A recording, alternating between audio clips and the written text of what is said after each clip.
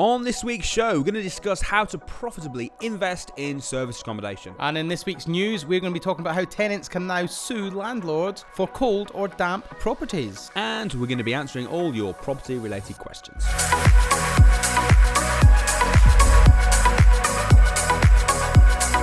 Welcome to the Property Investors Podcast. Thanks so much for tuning in. We're here every single Friday at 4 p.m. Make sure you subscribe so you never miss an upload. You can catch us on Apple Podcasts, Spotify, and YouTube. Enjoy this week's show and don't forget to share it with all your friends. Hi, I'm Russell Leeds. I'm Alistair Cunningham. And welcome to this week's Property Investors Podcast. It's been a really busy few weeks. It's been crazy.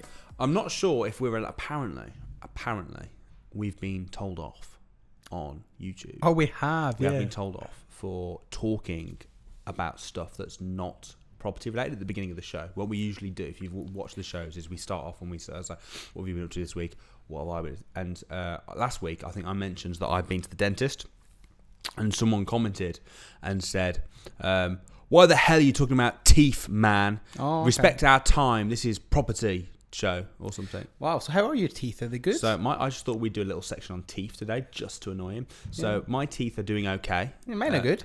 Well, interestingly, yeah. What do you think of my teeth? Does anyone like my teeth? Does it look good? Yeah, look good.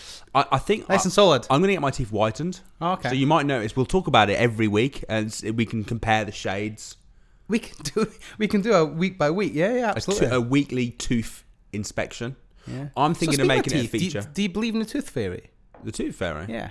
Do I believe in it? Yeah. What do you mean? Well, if your tooth falls out and you put your tooth under the pillow, somebody brings you money. Do you believe in that? I don't even know how to answer that question. I don't even know where to begin. Maybe the guy that left the comment saying we talked about teeth. Maybe do you believe in the tooth fairy? That's a good question, actually. Please comment below. Do you believe in the tooth fairy? Do you believe in the tooth? Anyway, enough about teeth. We can talk about teeth later in So what about feature. Hair, yeah. No, that's cool. So you've been in Germany for a few weeks now. You've been dossing it up. Well, we've all been working at crash courses. So what have you been doing there, man? I've been at a conference for a week, which was good, and then I just had a few days off. But I actually got ill. Oh, really? I got flu. I'm just recovering now, but I wasn't toothache by any chance, was it? No, it wasn't. My teeth were fine, actually. My teeth are lovely. Okay. How about you? You've just been crazy busy, haven't you? Yeah, stupidly busy. We've been we had 3 crash courses on the back of each other, and then we've got a deal finding extravaganza and the usual money again this week. So yeah, it's just been crazy, utter crazy. So about 3,500 people in total over the last 3 weeks we've served and helped, which has amazing. It's amazing. It's amazing. And out of the 3 venues, we went to a place in Peterborough called the Kingsgate Centre, and I would say, without question, that's probably been the best venue we've ever done, because it's like a proper theatre type venue. So I saw the video and I was like, I kind of wish I was there, because it did look amazing. Yeah, it was an amazing venue. Like, it had a proper stage and it had tiered seating and things like that. So it was very, very good. It looked like a freaking rock concert. It was awesome. And as far as I'm aware, all the delegates loved it as well. They really liked the venue. Very good venue. Great crash courses. So yeah, it was amazing, man. Amazing. Right. So this week's show, firstly, we're going to be discussing how to make money from serviced accommodation. And now, serviced accommodation, we've touched on it a fair few times since we've been running this podcast. It's very kind of in at the moment. It's popular, very. Isn't it? So first of all, do you want to just explain in couple of sentences what it is, just in case anyone, just so everyone's on the same page? So essentially, service accommodation is a hotel without staff. Okay, that sums it up. It's a property that you rent out as a hotel, but without staff. And so typically it could be any property. It could be an apartment, it could be a house, it could actually be a hotel. Could be a hotel. In terms of, it could be ensuite rooms. I know people that do it with like 6-bedroom houses, 1-bedroom flats, studio flats, 2-bed flats, cottages, all sorts. And it's becoming massively popular. I mean, you'd have to be living under a rock if you hadn't heard of Airbnb and stuff like that, which is where, I mean, Airbnb, a lot of the time, they're not even renting out the whole place, are they? No, it's just like a room in your house. Yeah. So it's a way a lot of people are making money. There's some people making some serious sums of money from it as well. But I think in anywhere where there's demand, so like any city location, there'll always be a need for Airbnb and the likes. Yeah. And I think it's going to have a massive impact on the hotel industry. Well, it is. And I think that's why, obviously, in London, you've got the 90-day rule, for instance. So basically, what's sort of happening is it's become so popular and people are making so much money from it that the hotel industry is kind of under threat. Yes. The occupancy rate, i.e. how full the rooms are, is actually higher for serviced accommodation average than it is for hotels. Is it? Which is... Interestingly, I saw an article the other day.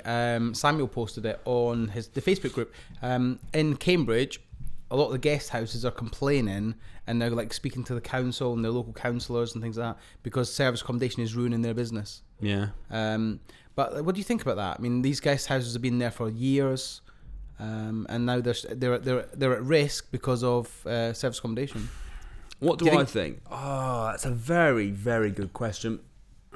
Hotels are complaining as well. Yeah. So what's going to happen is the government, as they have in London, are going to step in. They're doing it in a lot of European cities now. Is it Dublin? Dublin, and places like Paris, Amsterdam. And they're bringing it in basically saying you can do it, but only for 90 days, or only for 60 days, or only for 120 days, or whatever it is, whatever that city says.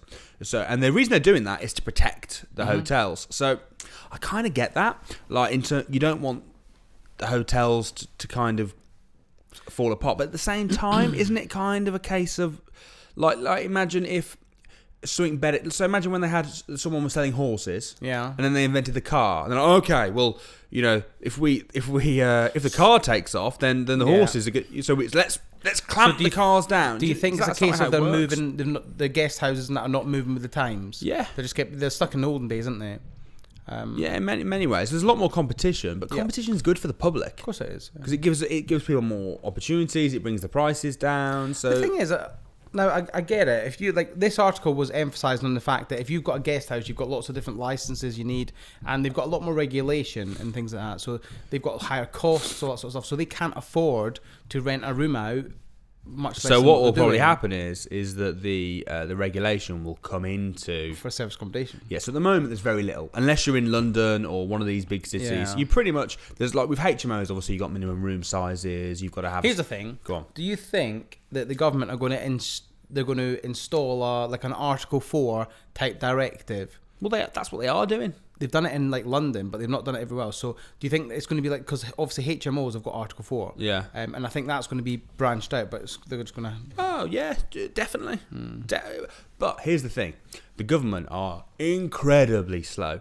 So we're talking about this now. This could be 5 years' time. Years away, yeah. This could be a year's time. This could be 10 years' time. You know, who knows? They're only just catching on, really, to it. And we say it's a big thing at the moment, but service accommodations, Airbnb has been around for ages. Yeah, but it seems to have gone crazy in the last year, hasn't it? Like every man and the dog are doing it at the minute. It just seems everyone's doing service accommodation. It has. And the reason they're doing it is because you can make an awful lot of money from it. So, so let's say, for example, I mean, like you've got an apartment. So like we've got an apartment in Birmingham city centre, right? If we rented it out, we would get maybe £700 a month for it.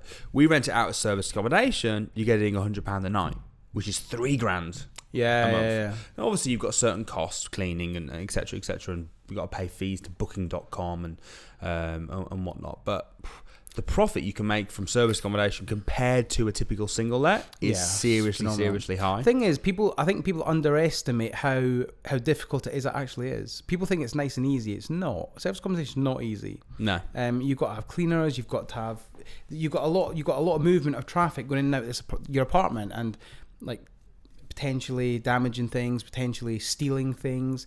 I know so many people that have had damaged beds, that have had damaged this, damaged that. You had a damaged bed, didn't you? We had a damaged bed in Oxford, yeah.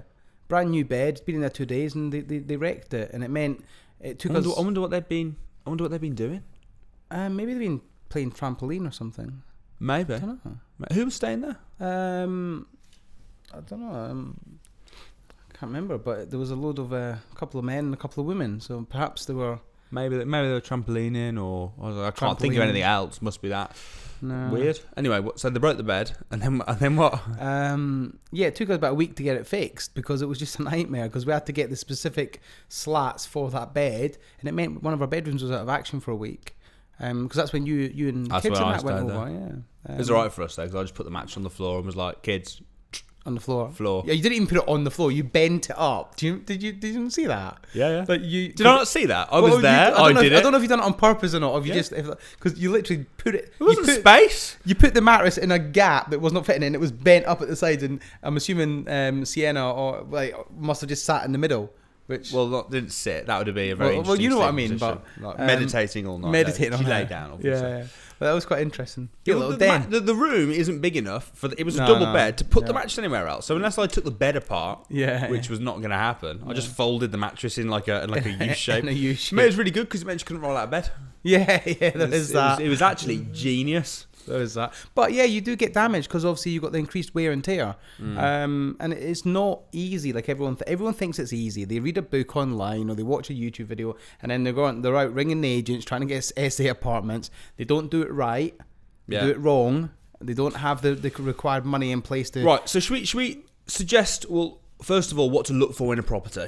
Yeah. Okay, so the first thing I would say, and this is where I think you're going to come really unstuck, is don't go for something that's cheap. Yeah, I agree with you. Okay, you be aware that you're going to be making decent money from it, and you want something that's nice. And imagine you were staying there. Yeah. Because most people use service accommodation for business is a big one. It's the number one use. That's the number one. Yeah. And then obviously you've got things like tourism and stuff like that, right? So if you're going on holiday or you're traveling for work, you do not want to be staying in a crap hole. No. In a crap street. Nope. I sent you to look at... Oh, man. That place in Birmingham. Did I ever send you the pictures? No. Oh, it was grim. Right, so Russell asked me to go and view a property for him in Birmingham City Centre, just behind the International... Is it the International Conference Centre? Yeah. Do you know we went to see Sylvester Stallone? Is that... Yeah. The ICC. ICC, yeah. There's an apartment there. And it was like turning up at Beirut. It was ridiculous. It was like 80 grand. It was this great location. And I was like, there's no pictures of the outside. Yeah. Slightly concerning. But brilliant location. Looked quite nice on the inside. I was like, Al, can you check it out for me? Cause in fairness, it was a great location. Yeah, it was. But... like, and really cheap. Never. And then I found out you why. imagine if you bought that and we stuck it on Airbnb or Booking.com and then you turned up, I would just turn around and go home. I would not even go in there. I'd be scared of getting stabbed and all sorts. Oh, I did a little video right when I arrived because when I went to Germany last week, I used Airbnb. Oh, okay. The reason being is so basically I was traveling. My conference was in Frankfurt. Right. But Anna has got family in Munich. Okay. So what I decided to do was fly to Munich with Anna. Yeah. Drop her off at this Airbnb place. And then the next day I drove to Frankfurt, did the conference, drove back to Munich and spent a few days in Munich. Oh, so you left Anna at the Airbnb on her own for a week? Yeah. Oh, okay. Why? I thought she was at family's. Well, yeah, but her family live in the same village. Oh, right. Okay, right. Sorry. Right. Yeah, fine. Yeah, because her family live in Munich. I thought you left her just in an Airbnb while you were at a conference for a week. And that is what happened. Oh, okay, cool. Is that bad? Is that a bad thing? I didn't want to take her. She was near her family, wasn't she? Yeah. All right. I didn't want to take her to the conference with me. I thought she was a different part of the country from her family. So I thought she was just waiting for you all day in this Airbnb. No, well, she's allowed to be on her own, you know. She doesn't got to be with me like 100% of the time. She can enjoy herself when I'm not there, which is a good job because I'm not around that much. Yeah, okay, fair enough. Oh, okay. So I dropped her off there anyway, right? So we arrive to the thing. And to be fair, it's very nice inside. Yeah. I did notice there were no pictures of the front of the house, only the back of the house. It did look a little bit like a prison. In terms, it was like tin. Really? The door was like silver. How weird is that? Anyway, right. So we came to the door, and there was just the keys were in the door. What, just in the door? In the door, and I'm like, there's no picture of the front of the house. Right? Is this the one? Because their addresses are all really weird. Yeah. I was like, is this the house or not? Because I don't want to just like open the door, go in, and like there's someone in there or something. There. So I was like. So I opened the door, went in, I was looking around, looking at the pictures on, and I was like, yeah, this is it. But I thought, how weird is that? Yeah, that is a bit bizarre. You know, like... Unless the owners live like next door nearby, and they do as it happens, and they've just stuck the key in the door because they knew you were arriving. Yeah, that is the case. But still, would you just leave the key in the door? I was like gobsmacked. Was it a safe? Did it look like a safe environment? Like did the neighbourhood look good? Yeah. Oh, okay, so it's probably like in Scotland, mate, and some of the villages and that you just leave doors open. Honestly. That's because they've got nothing to steal, have they? Oh, Nothing to steal. want It's that. because they're trustworthy. well, People wouldn't steal. Another kilt. Another kill. Oh, great. That's not offensive at all. That's so I like funny. the tartan that you got going on here as well. Oh, yeah, cool, man. So, how much was it per night? I don't know. I don't know a lot. I don't know. Was it expensive? Was it mid-range? Well, it's probably cheap. If you booked it, it would have been cheap. No, it wasn't that cheap. It was about, I don't know. I think it was about, we stayed for 2 weeks. It was about 1,200. Oh, okay, so it's not So it's tremendous. under £100 a night. Yeah, that's not bad. But the thing is, this is the great, especially if you're traveling as a family. So if I'm on my own, I want a hotel. Yeah, 100% with you on that. Because like what? But if I'm going with the family, I don't want a hotel because the kids are too young to put in a room on their own. Yeah. I don't want to share a room with the kids. Yeah. And then you've got no kitchen, and so if if your family going, That's Airbnb all the interesting way. because I'm the same. If I like tonight, I've got to find a hotel. I would never even think about booking an Airbnb. No, Just book a hotel. it's too much hassle. It's so much. That is hassle. one of the, like you've got to. They're harder to find. Yeah. Hotel. It's just a big building right You there. can just You go drive in, you bag park, up. easy to park. Yeah. There's generally a restaurant on site. Yeah. And sometimes a swimming pool. Do you know what I mean? You don't get that in Airbnbs, do you? No. I personally, unless I'm going with the family, don't really like Airbnb. Yeah. But if you're going on a holiday, it's a bit better. You've got more space. Yeah. So it's but for business, I don't understand that. No, neither do I. Business people using Airbnb, why would they do that? But I was up on business in Liverpool a few months back, and I booked an Airbnb just to see what it would be like, because I thought I rent one out, and I thought, let's see what the experience is like. But I got the email confirmation, and it says, oh, here's the postcode. I then got a phone call from the people I booked. It said, you got to come and collect the keys from this place. So I just assumed it was like next door. It was like 20 minutes away. And I'm like, this is not easy. This is like a pain in the ass. And I never again, I'll never book an Airbnb again for that reason. So the first thing you need to do is you need somewhere really nice. The second thing you need to do is make it as easy as possible for your guests. Has to be. I would suggest key safe. Key safe, yeah. Right. Trust me. I do not want you to come and let me in and try and talk to me. No. I just don't want it. I'm not interested in the chit chat, Nope. in you showing me around. It's the last thing you want, isn't it, when you've been driving all day or something? I just want to get there, get my key, let myself in, and not have to speak basically, to or interact with any your human guests do not care about you, so don't think they do. being. They don't. Yeah, that's what happened in Germany. So I was like, "This key," and I went in, and he came round to say hi, and I was like, "Oh, go away!" Yeah. I've just flown over, driven an hour to get here. Like the last thing I want to do is talk to someone that's can barely speak English in the nicest possible way. So that's the first thing. Make it as easy as possible so have somewhere nice, Yeah. really nice that you'd be happy to stay. Looks nice on the outside, Yeah. beautiful on the inside, nice bathrooms. No one wants to go on holiday to somewhere worse than their own house. No. Yeah. Right, it needs to be clean. When they did a survey of the things people most want, it's cleanliness. Cleanliness. You do not want to be seeing any rubbish around or dirt on the carpet, lipstick stains on the glasses, all that sort of stuff. So you want it to be really nice, really clean. Fresh towels. Laundry, everything there they could want. Loo roll. Yeah. You want to just make it as easy as possible. Yeah. Don't do things like have your key 20 minutes away. No. It's, you never... You want a key safe on the outside. Now, sometimes that's not possible. Yep, 100%. Depending on the layout. There is a service called Key Nest, which you could look into, where basically there's like a key safe that they normally are at like local shops and things Yeah. like that, which is pretty good. But again, that's not convenient. That's not super convenient. It's not. Because no. if you, like, for instance, in Birmingham City Centre, there's a lot of places where you have to have key nests Yeah. because they won't allow any sort of drilling or anything to the outside of the building. So you've then got to go to a key nest place, and it could be a nightmare to park. I know what you could do. If you can't get a key safe up, just leave the key in the door. Yeah. Just leave the key in the door permanently. Just glue it in the door at all times. Yeah, that way. You do that. And then just put a chain on the inside so they can lock themselves at night. That's what they do in Germany, apparently. You might not have any furniture next week when you come back, but yeah, do that. And then regarding advertising it, you just want Yes. to put it on all the places like your Booking.coms, your Airbnbs, Trivago. Think about where would you go to book an apartment? I would look. What I would do is I would go to the village fate and I'd find one of those little leaflets. Oh, I'd would flick you? Through. Yeah, I tend to look in those sort. Or I'd go to a post office. Okay. And I'd see. Do you know And the notice boards? little pieces of the handwritten? Yeah. I'd have a little flick through those. Failing that, I'd look on Google. Okay. Would you even do Google? No, I'd just do Booking.com. Booking.com.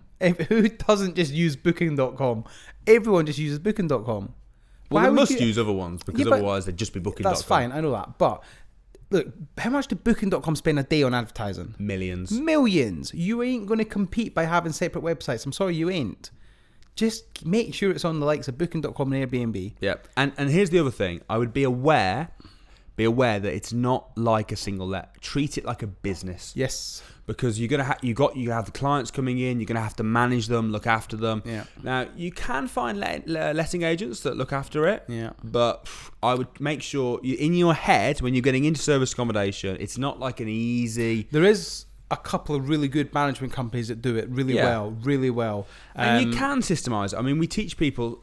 We as part of our academy, we've got like a rent to service accommodation masterclass, and we do teach people how they can systemize it. And we've got people that have been through that program, like Leah, for example, Doing and really well. Leslie, who are making £10,000-20,000 a month without having to do much. Yeah. So it is possible to do that, but especially in the early days, before you get all your systems in place, before you learn how to do that. Be aware that it is a bit of a job. Yes. And you got to treat it a bit like what a would bit like you a business. say is the biggest hurdling block that people will have trying to get into service accommodation? I would say securing the right property. Yep. So there's two ways you can go about securing it. The first is that you buy it. That's the easier way. Mm-hmm. However, your mortgage company might not. And when I say might not, very, very unlikely. Very unlikely.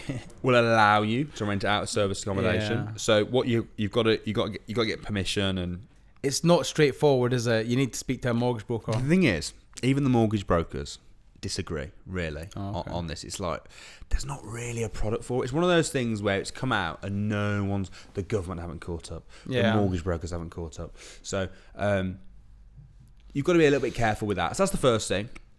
And then the other way people do it is they get it through a rent to rent, which is great because basically what you're doing is someone else has got the house, they're trying to rent it out. You rent it off them, but rather than you living in it, you do it as service accommodation.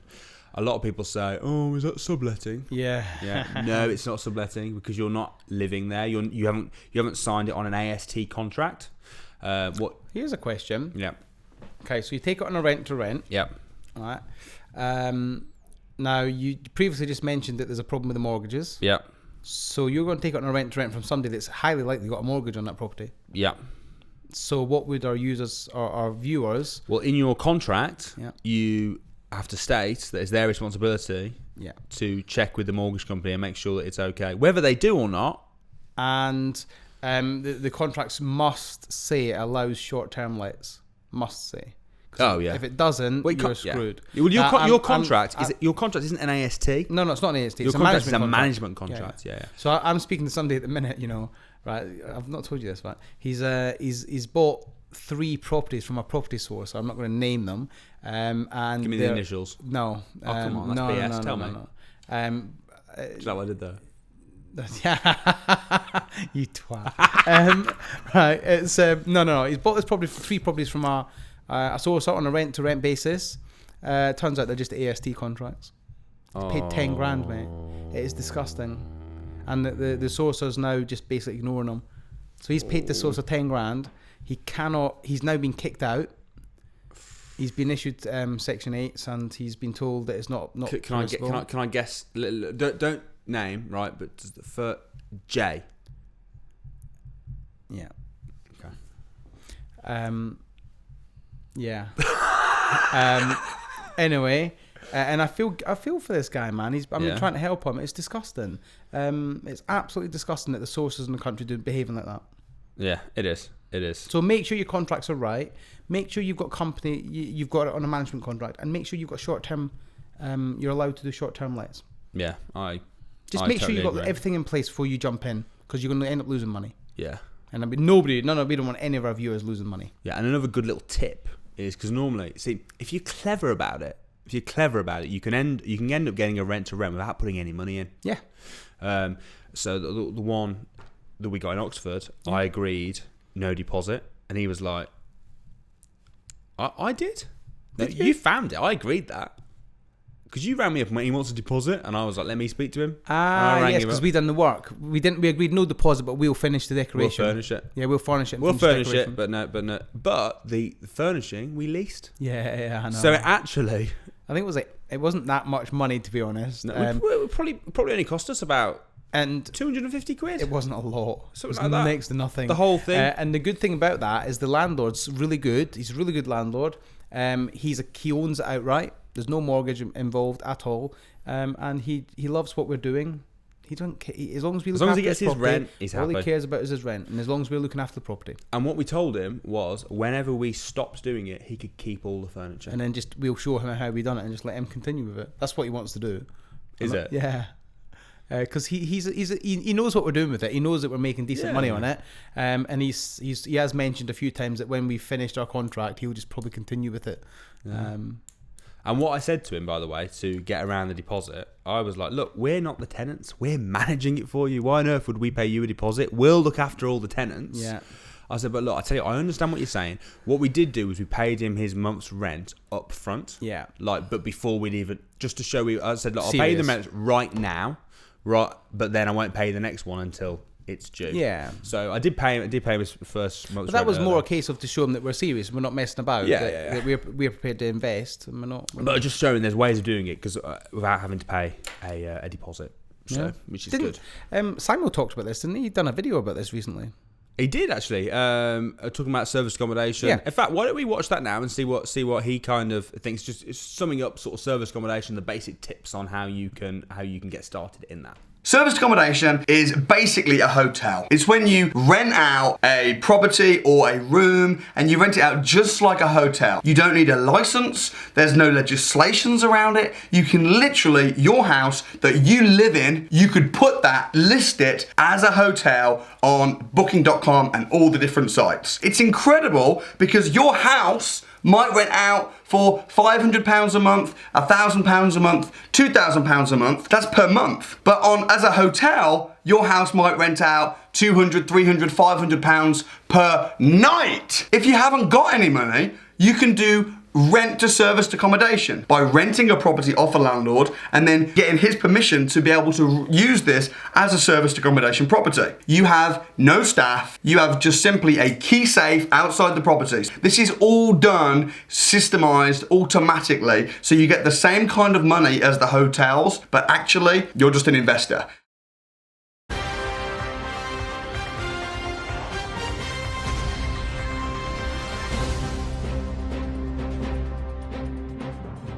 Okay, so in the news this week, this has just been announced. Tenants, this actually hasn't come in yet, but it'll be coming out very soon. Tenants can sue landlords for cold or damp homes under new laws. Yep. Initial reactions before I go into the article. Good. You'd like to get sued? No, I wouldn't want to be sued, but I wouldn't have a property that's covered in damp from my tenants. So. What about if you didn't know? But then that's different. But if you didn't know, as long as but there's got to be recourse, isn't there? There's got to be a process. It's not just a case of there has to be a procedure that follows. If there's damp in a house, you have to be reported. You'd need to know about it through maintenance issues and all that sort of stuff. So if it's a case of a landlord just completely blanking and ignoring the fact that the roof's leaking and there's damp everywhere, then they need fining. All right, well, let me tell you what it says anyway. So tenants will be able to sue their landlords. Sue just seems a bit extreme, I think. Well, it's just anything like sue them for damp on the wall. Have you ever been a tenant? No. Oh, he's a posh git, isn't he?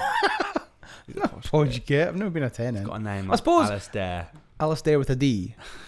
I suppose I have been a tenant in my mum and dad's house. I used to pay them £20 a month. In mummy and daddy's house? I used to pay them 20 quid a month, mate. Okay. So, tenants will be able to sue their landlords for cold or damp homes under new laws coming into force next month. If the property owner does not carry out necessary repairs or maintenance, the occupant will be able to take them to court, where a judge can force an injunction forcing the work to be carried out. Actually, that to be honest, sounds pretty fair. That is fair because they've that's what I was saying earlier. They've obviously had a process they've had to go through, and it's not like they're suing them for like £1 million. They're just suing them to make them carry out the work. Around 1 million rented homes in the UK, housing 2.5 million people, are not fit for human habitation, according to Housing Charity Shelter. Do you believe that? Yeah. 1 million rented homes not suitable. I do believe that, yeah. Why is that happening? Because landlords are just, they don't care. They're just in it for the money. They don't actually care about their customers. They're just literally in it for the money, mate. Let me answer this question. How many times have you been out for viewings and the properties you're in that have got tenants in them are in squalor?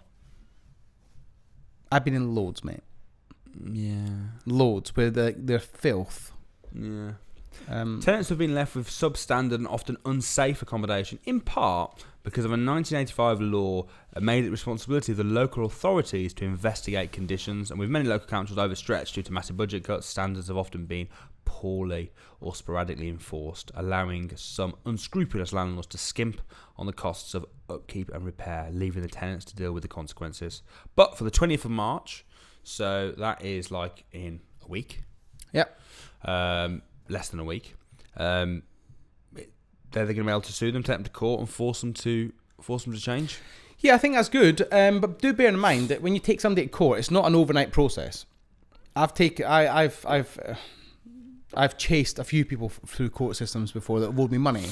Yeah. And it's not a 5-minute process. It takes months. So for that article is quite extreme to say they're going to just sue them overnight. It's not. Like the landlord would have been given plenty of notice that this is coming. So just sort it out. So they're going to get a letter. The first instance in any sort of legal action is a letter of intent. So they would have to send a letter of intent that they're intending to sue them if they don't resolve this. Or there'd be all decent landlords should have a maintenance program. They should have some sort of way of reporting a problem within their property. So if they're repeatedly ignoring their maintenance issues, letting agents would pick up on this a lot of the time. you would have thought. But obviously, a lot of these landlords self-manage. So they won't have letting agents. But what do you make of self-managing? Do you think that you should be forced to go through a letting agency? No, because no, I don't. 'Cause it would stop all this crap, wouldn't it?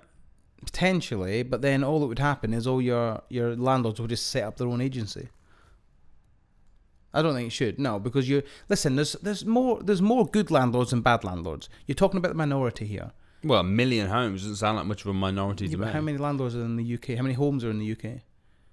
I don't know. Well, more than 1 million. Well, it's 2.5 million people that are living in unsuitable homes. There's like 70 million, is there, people in the UK? So it's the minority. So it is a very, very small percentage.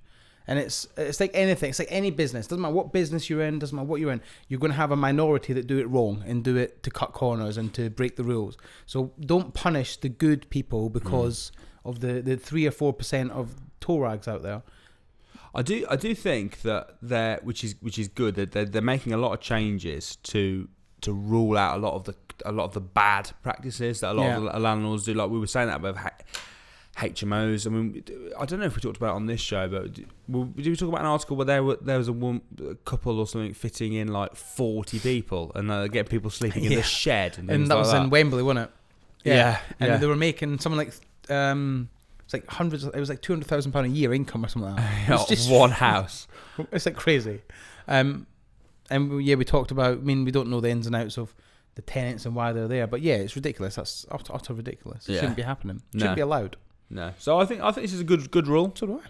Good rule, and it won't affect anyone that's it's not going to affect us, is decent. It? No, we're not. I'm not worried about that. No, in the slightest, because all my properties are mint. So if you're watching this thinking, "Oh, that's bad news," shame on you. But if you're worried, then sort it out, man.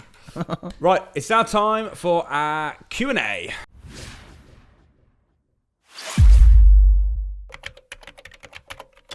So go on then, buddy. We're now time for our question and answer sections. Okay, so we have a question from Aimee Louise. By the way, just to say as well, what we do, if you're wondering, how can I ask a question? If you go onto the Property Investors with Samuel Leeds Facebook group, so just search on Facebook Property Investors with Samuel Leeds, go in the group. We put a Facebook Live in that group where we just before we film, just saying, has anyone got any questions? And that's where people post. So go on, Alistair. Just in case people are watching this thinking, how do I ask a question? Oh, hang about. I've just come off it. 1 second. So it's from Aimee Louise, and here it is. So I've sent out over 40 brightly coloured envelopes for potential lease option agreements over the last 2 weeks. I've heard nothing at all. What would I do? Do I go to the houses and knock on the doors? I just don't understand why not one person has got back to me. Any advice? Okay, first of all, it's a very small percentage of people that get back to you, so I'm not surprised. I'm not surprised either, because 40 is not a large number. No. Listen, direct mail. This is direct mail marketing. Okay, I know a very good guy in direct mail, and he has a hit rate of 2%, which is very good for the direct mail campaigns. So 2% in 40 is how many? It was less than 1, isn't it? It's less than 1. It's like 0.2 or whatever, or 0.4. Right. So you got to send out if you send out 1,000 letters. It's 0.8. 0.8, so it's less than 1. So if you send out 1,000 letters, you're going to get two or three responses. No. 100 letters. Yeah, 100 letters, you're going to get 2 or 3 responses. If you got 2 or 3%. If you got 2 or 3%. Yeah, exactly. So when I was looking for lease options, I hired a franking machine because I was sending out thousands of letters. I think I must have done 3,000 or 4,000 letters. And I got probably 20 or 30 phone calls. And I closed one of them. So 40 is not enough. I think you need to keep at it. It's great that you're taking action and it's great you're doing it, but I think you need to up the numbers a little bit. Yeah. I don't think that strategy works as well now as it did 3 months ago. And I think 3 months ago it doesn't work as well as it did 3 months before. And I think it's just getting weaker and weaker and weaker and weaker and weaker. Why do you think that is? Because everyone's doing it. Every Tom, Dick and Harry are doing it. Yeah, everybody's doing it. Did you see the video that me and Samuel done when we were at my HMO in Hull? Yeah, and you're showing all the coloured letters on the floor. And there was we opened the door and there was loads of different coloured letters. And then I don't know how, but I think the builders moved all the mail, and one of them ended up upstairs. And we were going through and we actually found one of the letters from somebody. And we opened it up and had a look at it and things like that. It was a very poorly written letter. It was good, but it wasn't great. So make sure the letter's good. Hold on. It was a very poorly written letter. It was good. No, it was very poorly written in the sense of it's not as up to our standard when the letters we were sending out. So it was poorly written. It wasn't up to standard. It was good. It was great. Got it. I think you've got a very clear idea of what Alistair thinks. I'm trying to be not offensive to the guy in case he's thinking, I don't know what Alistair's HMO is, but I imagine that would be the letter that anyway, I sent. It was a good but great No, it was rubbish. In fairness, get your letter good. Rubbish as well. Now throw that in the mix. Get your letter good. Keep pushing the numbers out, but I would be finding direct to vendor leads on Gumtree and places like that, and actually get out there and actually speak to the people. Mm-hmm. Try and be different to everyone else, because everyone else is sending letters, isn't they? Yeah, it was good when it first was a great idea. Anyway, next. Does that answer your question? I hope so. Yeah.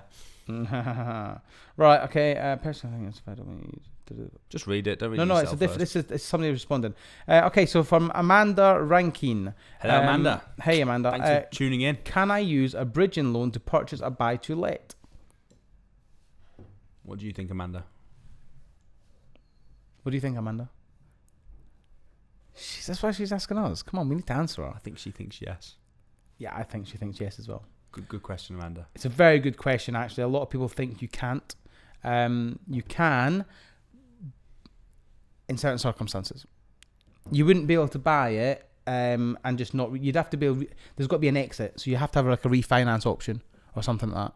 Mm-hmm. You couldn't use it as a loan to buy it and have a long-term repayment option. Generally, a bridging loan goes up to about a year, so it's from 0 to 12 months. You pay higher interest. So if you're looking to just purchase the buy-to-let and leave it on an ongoing loan, if you weren't planning on refinancing it or something, why would you want to do it? Yeah, but I just want to make sure she's aware of that. It's for when you want to refinance or add value or something like that. So you can, but if you've got to have an exit.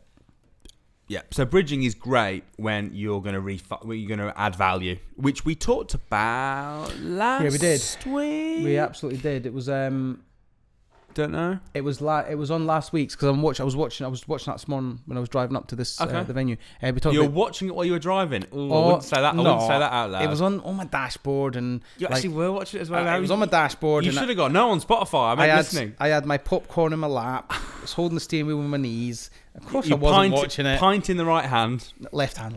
Left hand. Cigarettes in the right now. Okay. I don't smoke. No, anyway, no. Listen, we talked about it in the BRR strategy, the BRR strategy last week. So watch that. But bridging's great if used correctly, but do speak to a mortgage broker. To be honest, if you speak to a good bridging finance, Yes. they will tell you whether it's applicable or not. And we mentioned this last week. There's products out there where you can set up the bridge and the refinance before you buy the house. Who's that with again? Kent Reliance. Kent Reliance. Speak to Kent Reliance. Okay, so a question from Sheriff Okaya. Hey, Sheriff. Hey, man. Okaya. Is it Okaya? I don't know, but I'm sure this guy was at the crash course at the weekend. I recognise the name. So if you were, just let us know, man. Just confirm that. I wouldn't have been there. I was holidaying. You were holidaying in Germany. So, okay, his question is, how can he find repossessed houses? Now, repossessed houses are not something I've ever gone after, really. Why is that? Just because it's not. I've just not really looked for them. But I have come across some when I've been out doing viewings, because you can always tell, because there's always tape over the toilets and any waterways or anything like that. The house has probably been sort of... Why do they do that? Just, I don't know. And stop people moving in and damaging. Yeah, water because if pipes. I moved in and saw, if I was the sort of person that would just move into a house that wasn't mine, the tape, I would just be like, oh well, if I can't use the toilet, I'm certainly not going to peel the tape off. I don't know why they do that, but they do generally. If it's a repossessed property, it will say somewhere on the listing that it's repossessed, or all the utilities are filled. They're emptied. So like generally the gas is turned off at the mains, the water has been drained, all the radiators in the water system has been drained as well. Yeah. It's because sometimes they might be empty for some time. There is listings online. If you Google repossessed properties, there is services you can sign up to and pay a small monthly subscription, and they'll send you them. It's not something I actually look for, to be honest. Okay, I don't know whether this will work or not. I think you need it on a laptop. On Rightmove, you can put the keyword in, can't you? So maybe try putting the keyword in repossession, and seeing if it comes up. Maybe not. I don't know. Try it and let us know. Yeah, let us know, man. It's an idea off the top of my head. Fantastic. Well, guys, thanks ever so much for watching this week. Hope you enjoyed it. Do not forget to subscribe by clicking the subscribe button. We're here every single Friday at 4 o'clock, so we look forward to seeing you next week. Don't forget to tune in. See you then. See you guys.